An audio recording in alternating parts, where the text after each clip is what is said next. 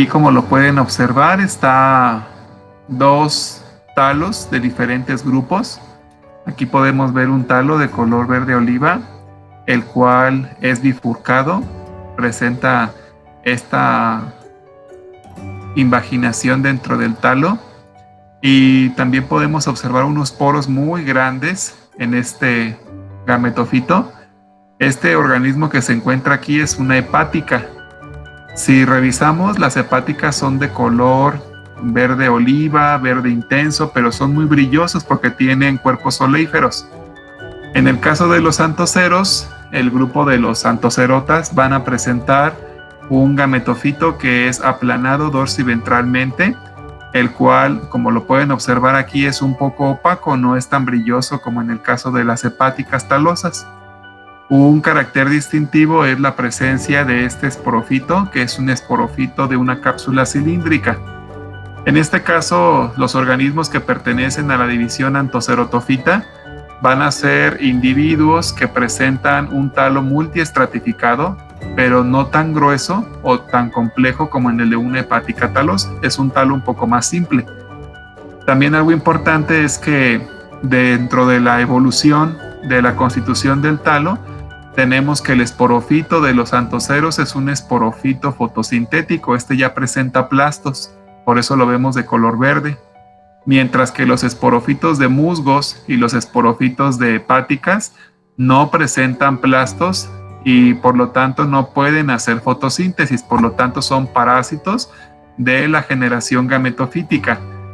Parásito porque no puede desarrollar ningún tipo de sustancia para nutrirse y depende completamente de las sustancias del gametofito. Así también podemos identificar esta estructura, la cual le denominamos la vaina, que es una parte del gametofito que va a estar protegiendo a la base del esporofito. Y en esta imagen no podemos observar todavía ningún esporofito dehiscente, todavía todos están inmaduros, ya que no presentan una coloración negruzca o amarilla o parda en la punta de este esporofito. Hay algunos gametofitos que van a colonizar ambientes o sustratos edáficos como este que observamos aquí, aunque pueden desarrollarse algunas láminas también sobre otro tipo de sustratos, incluso siendo epífitos. El grupo de los anthocerotas es un grupo que se encuentra poco relacionado con los musgos. Hay algunos autores que dentro de la evolución de los briofitos han mencionado que existen diferentes teorías sobre cómo se generó la evolución de los talos. Hay algunos que son un poco conservadores y manifiestan que las hepáticas son las más antiguas, después los musgos y por consecuente los anthoceros, pero que los anthoceros vienen de un musgo. Sin embargo, se ha observado que no presentan una relación importante con este grupo, es decir, hay evidencia química que los relaciona más con las hepáticas que con los musgos.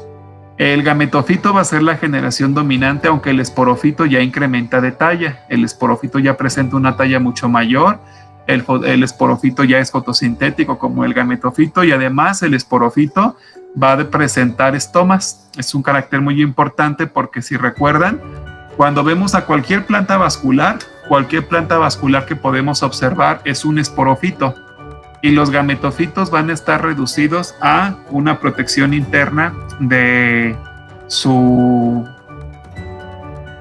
gametocito. Por ejemplo, puede ser una estructura que se encuentre dentro del polen, por ejemplo.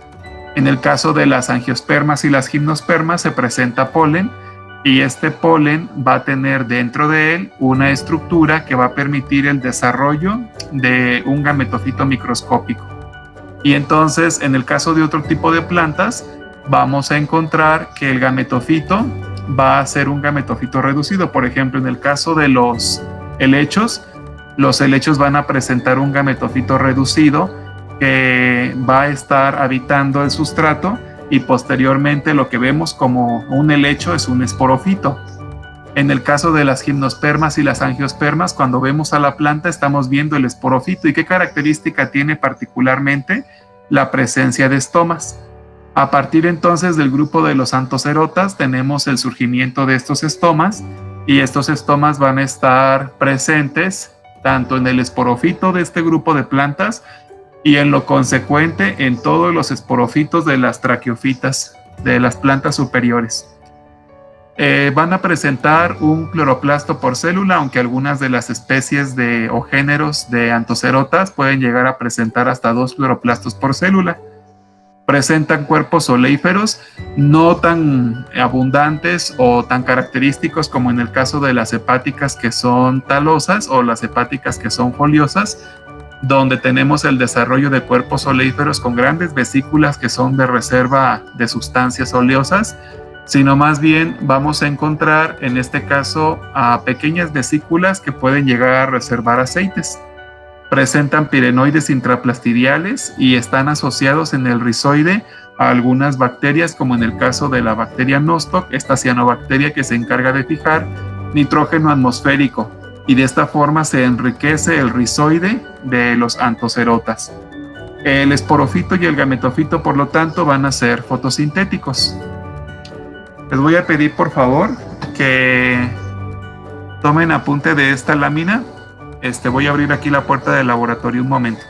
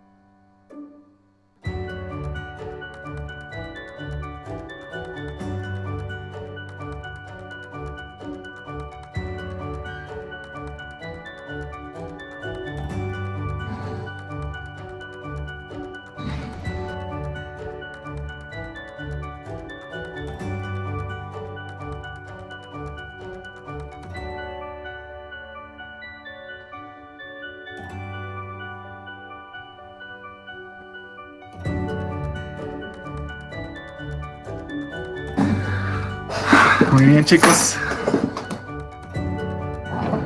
Vamos a continuar entonces con la siguiente lámina. En este caso, el esporofito, como lo hemos visto y como lo van a revisar ustedes también en sus prácticas, el esporofito va a presentar una cápsula. Esta cápsula tiene el desarrollo de tejido esporígeno, el cual permite el surgimiento de esporas y también el desarrollo de una estructura que favorece la dehiscencia de las esporas, que se denomina el pseudoeláter. El grupo de los Anthocerotas van a presentar una columnela.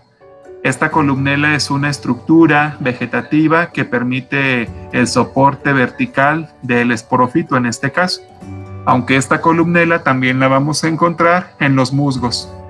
Estará ausente en los esporofitos de las hepáticas, tanto foliosas como talosas.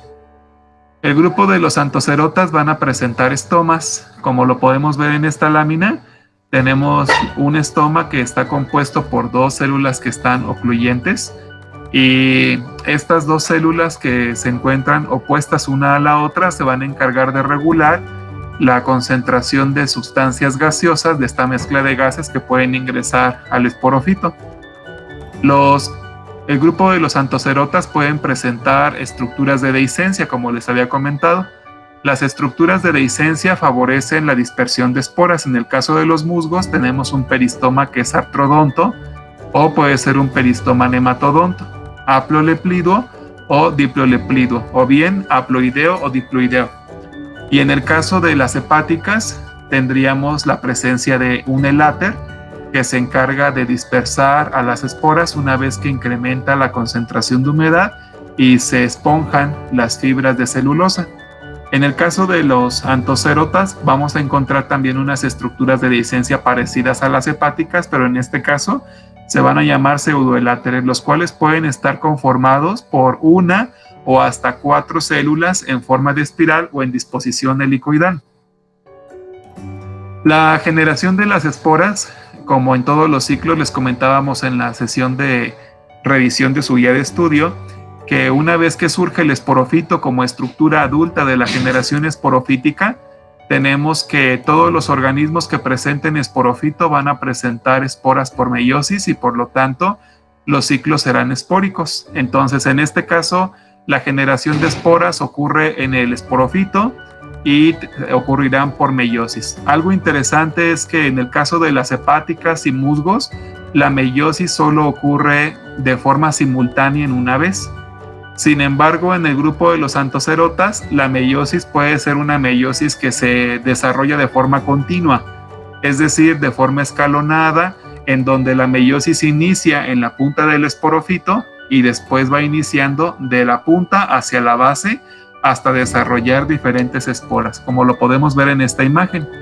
En esta imagen observamos que hay un esporofito de color verde, lo cual nos indica que es un esporofito no maduro todavía. Después tenemos una parte que es color marrón, lo cual nos indica que ya está maduro, y otra parte que es un poquito oscura, casi de color púrpura. Esta, si lo observan, ya tiene la dehiscencia en sus dos valvas y en el centro tendríamos a la columnela. Y gracias a esta dehiscencia inició el proceso de dispersión de esporas, que es este polvo de color amarillo o de color marrón, en donde las esporas de la punta del esporofito serían las primeras en madurar y las primeras en dispersarse. Posteriormente, iniciaría la dispersión de las esporas que están debajo de la sección apical del esporofito y por último las esporas que se encuentran en la base del esporofito. Entonces tendríamos que los esporofitos van a presentar meiosis escalonadas o meiosis continuas. Van a presentar esporas maduras en el ápice, como lo comentamos, por el tipo de meiosis que se desarrolla en este esporofito, así como esporas que son inmaduras en la base del esporofito. El mecanismo de dehiscencia de este grupo de plantas es una dehiscencia por la apertura de dos valvas y el auxilio por el pseudoeláter que se encarga de dispersar a las esporas.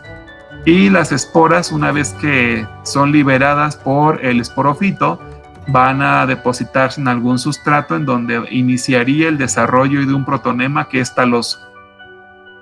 Aquí tendríamos una fotografía de un corte transversal de un gametofito de anthocerota, en donde observamos que es un talo multiestratificado, pero no es un talo que presente una complejidad estructural como las hepáticas, es un poco más simple.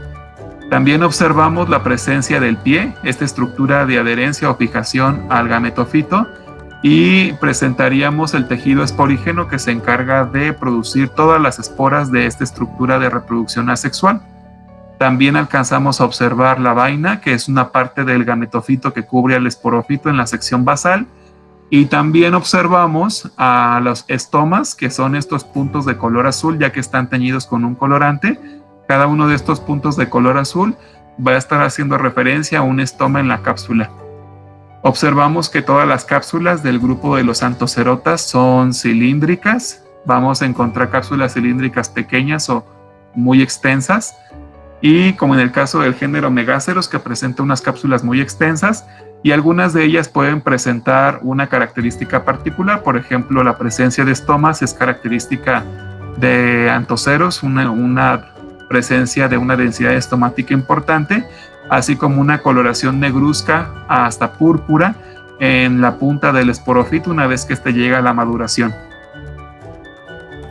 En el caso del esporofito de los anthoceros, como lo hemos comentado, está compuesto por una cápsula cilíndrica, la cual presenta aberturas por dos valvas. En el centro presenta una columnela, la cual le da soporte para que siempre se encuentre erguida esta estructura. Vamos a encontrar el tejido esporígeno en las paredes de esta cápsula cilíndrica, el cual va a generar a las esporas y también se va a desarrollar en esta sección el pseudoeláter, que es una estructura de dehiscencia para la dispersión de estas estructuras asexuales de reproducción. Aquí tendríamos al estoma como una característica importante de este esporofito y un carácter ontogénico que después se presentará en todas las traqueofitas, desde los helechos, gimnospermas y angiospermas. Tendríamos que, como el gametofito y el esporofito son estructuras un poco simples, son sencillas, no son estructuras de complejidad morfológica muy alta. Las esporas van a ser utilizadas como un carácter morfotaxonómico. Este carácter morfológico, útil en la taxonomía de géneros y particularmente de especies, va a ser un poco más variado que la estructura del gametofito o el esporofito.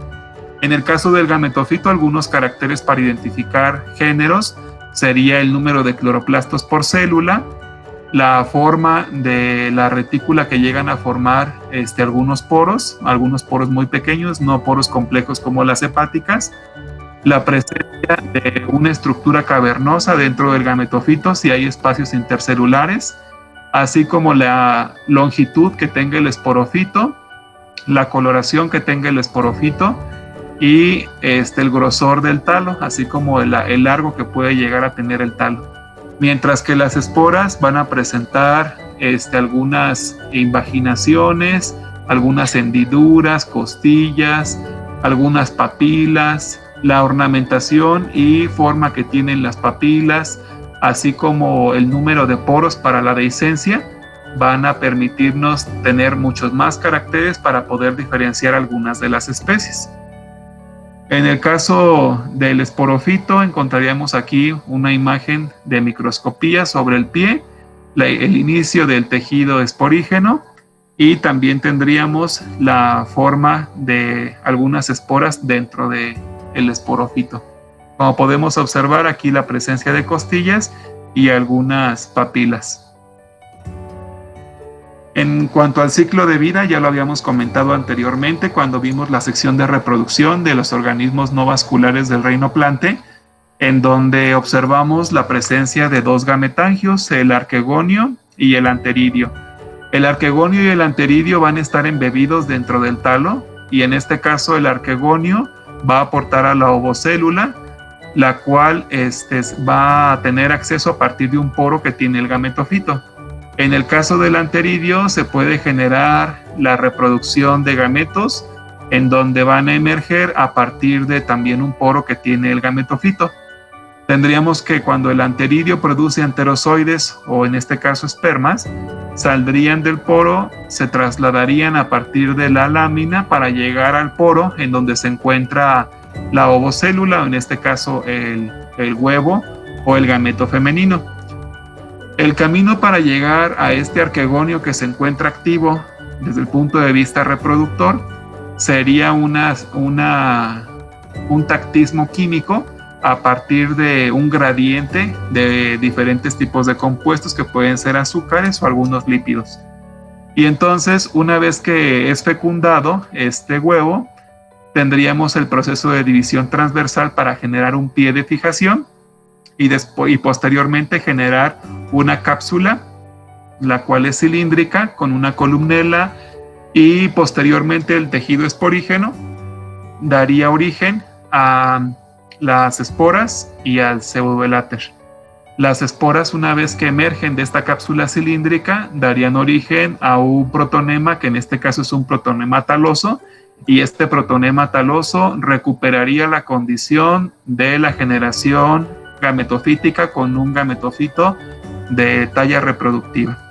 Entonces tendríamos que el gametofito sería haploide, el esporofito es diploide, por lo tanto el ciclo es haplodiplóntico y la meiosis sería espórica. Posteriormente, la morfología del talo, el gametofito no se parece con el esporofito, es un ciclo heteromórfico. En el origen de los gametos, los talos son hermafroditas, por lo tanto el ciclo es homotálico.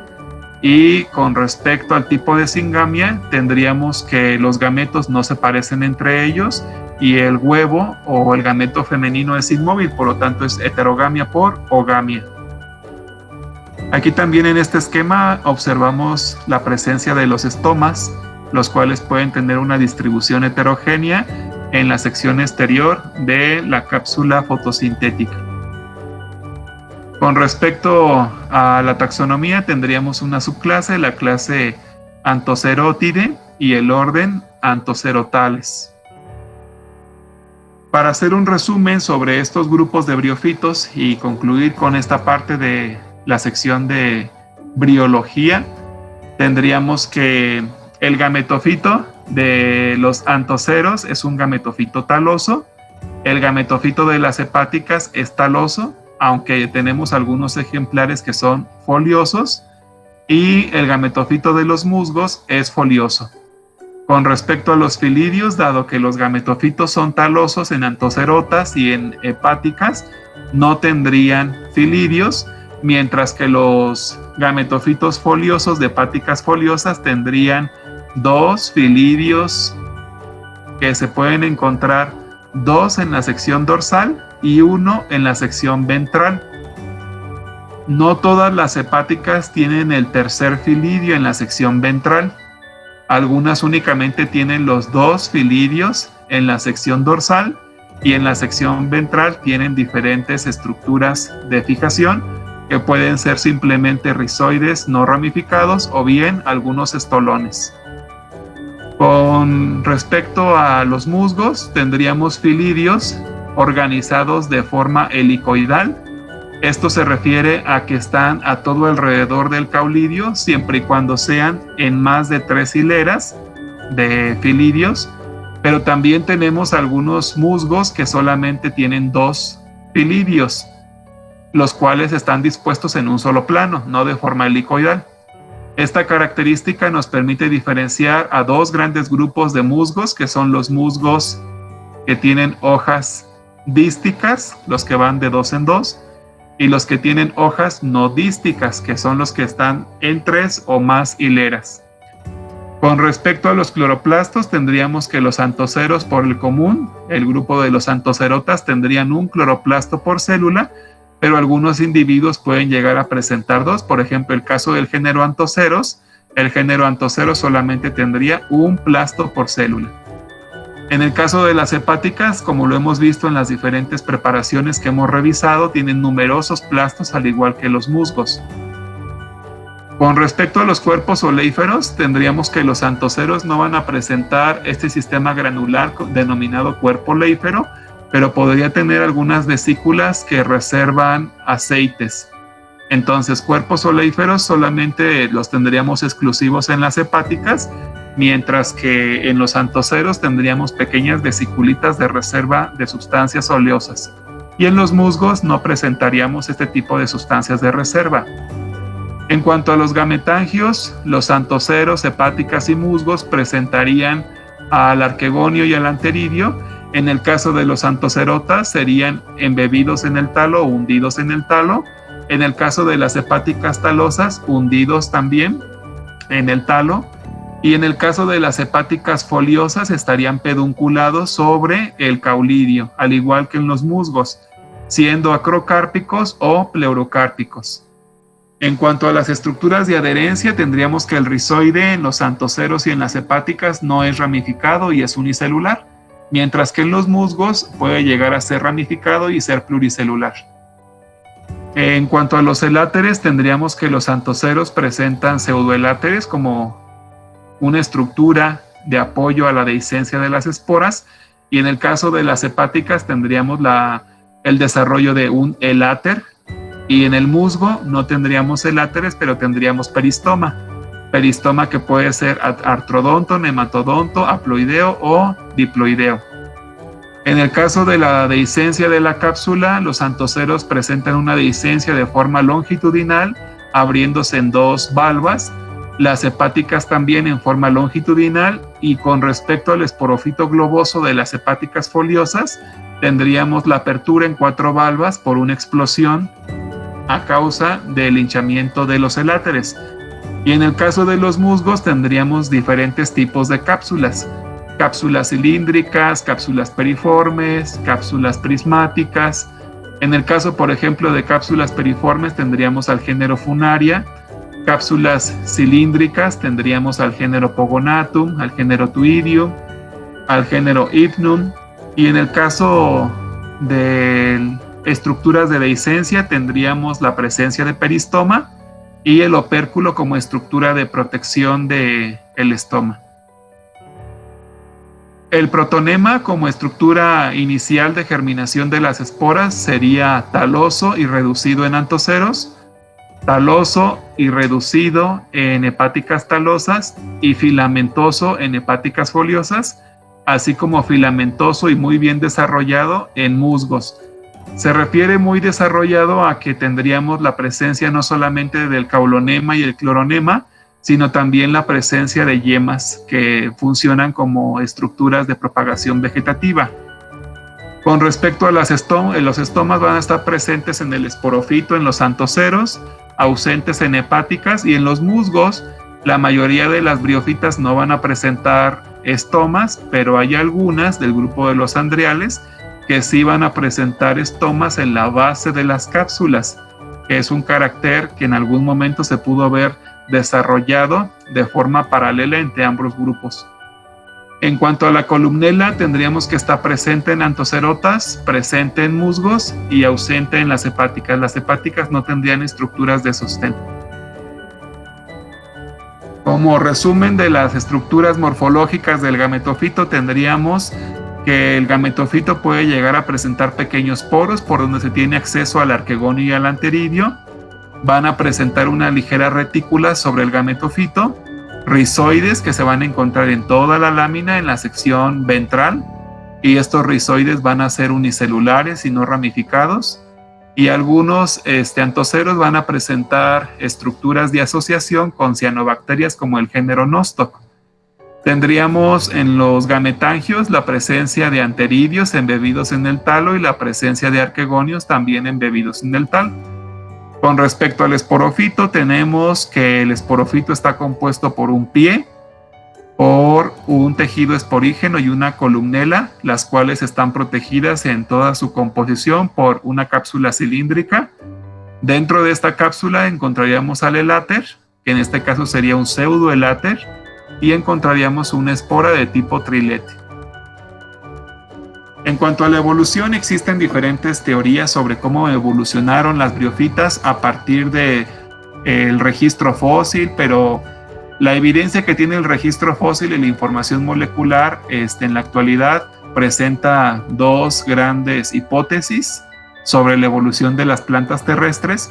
Una sería sobre la evolución progresiva, en donde las plantas talosas, que no tenían el desarrollo de filidios, empezaron a desarrollar filidios hasta generar organismos foliosos, mientras que la evolución regresiva indica que las primeras plantas tuvieron filidios y posteriormente los perdieron. En este caso, en el registro fósil, tenemos el registro de las hepáticas a partir del Cámbrico, y cuando tenemos el registro de las hepáticas, posteriormente tendríamos el registro de los antoceros y por último el registro de los musgos. En el caso de los antoceros, en el periodo del Ordovícico, y en el caso de los musgos, a finales del Ordovícico, principios del Silúrico. ¿Esto qué nos indica? Nos indica en esta teoría que primero los organismos no tuvieron hojas, después desarrollaron ligeramente hojas para generar las hepáticas foliosas, posteriormente desarrollaron el gametofito taloso en los antocerotas y por último generaron organismos foliosos, los cuales estarían relacionados con los helechos. Sin embargo, existe información química que sí relaciona a los antocerotas con las hepáticas, pero no con los musgos.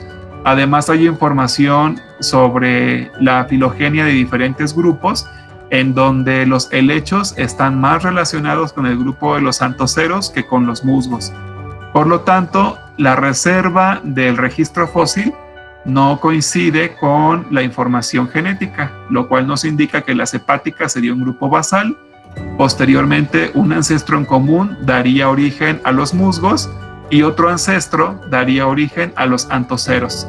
Los antoceros evolucionarían y un ancestro en común con los antoceros se modificaría para incrementar el tamaño del esporofito, dando origen a los helechos sencillos o a los helechos ancestrales, de los cuales no tenían hojas, tenían un esporofito cilíndrico.